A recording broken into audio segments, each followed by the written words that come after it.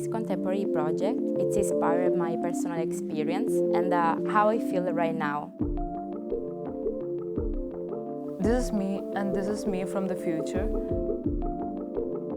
I try to make a parallelism between the myth of Prometheus and the life of a woman.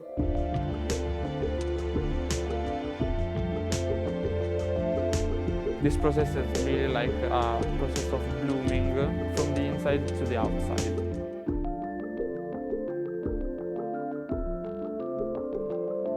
I want to transmit the feelings that I lived on my skin when I was 37 kilograms.